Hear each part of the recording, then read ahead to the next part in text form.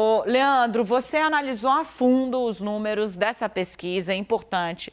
Ela mostra que a insegurança alimentar no Brasil tem alvo, os negros, os pardos, as mulheres sofrem mais, as pessoas das regiões norte e nordeste sofrem mais. Tudo isso está claro ali nos números e é isso que está fazendo volume na eleição. O Brasil real, a crise chegou no estômago e o estômago aliado ao bolso estão fazendo o voto migrar de mão nessas eleições. A realidade do país está gritando e é isso que fica muito claro nesse estudo.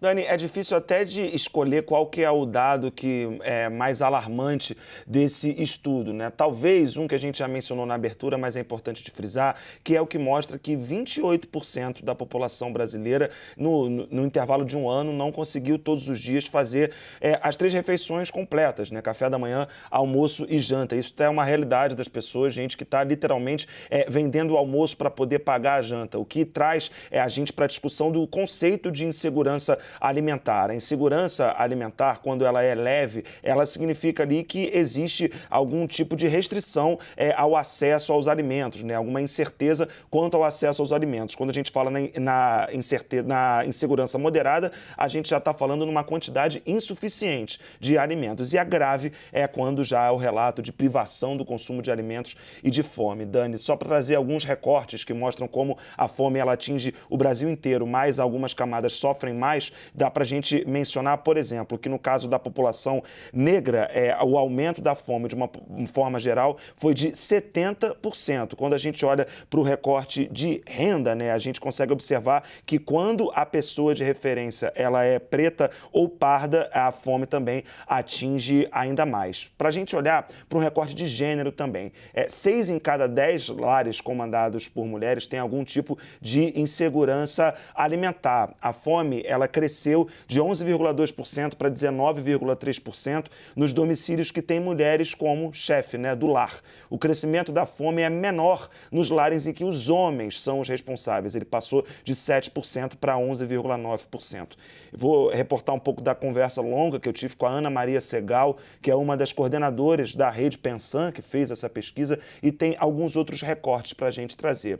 Primeiro, né, 1/3 dos brasileiros, dá para a gente estimar nisso, tem algum tipo de dificuldade de colocar comida em casa, seja ela uma dificuldade leve ou moderada ou grave. Os programas sociais que existem, eles não são mais capazes, me explicou a Ana Maria Segal, de dar conta, dar conta do problema. E aí a gente está falando de programas sociais tanto a nível federal como a nível estadual também.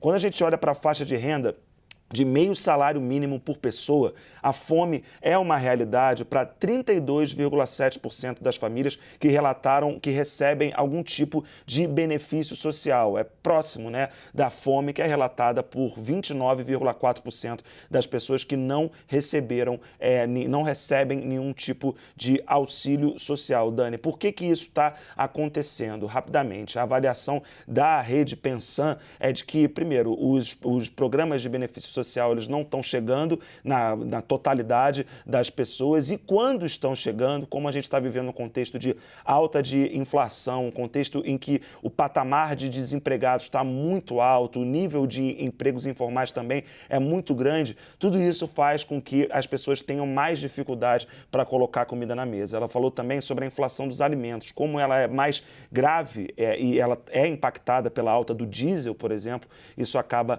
afetando a vida das pessoas que precisam, enfim, muitas vezes ou ficam com fome ou não conseguem se alimentar adequadamente. Dani. Então, a inflação dos alimentos, né, em 2000, ela está acima do índice geral de inflação. Enquanto o índice geral de inflação fica ali em 12, a da inflação dos alimentos está em 16.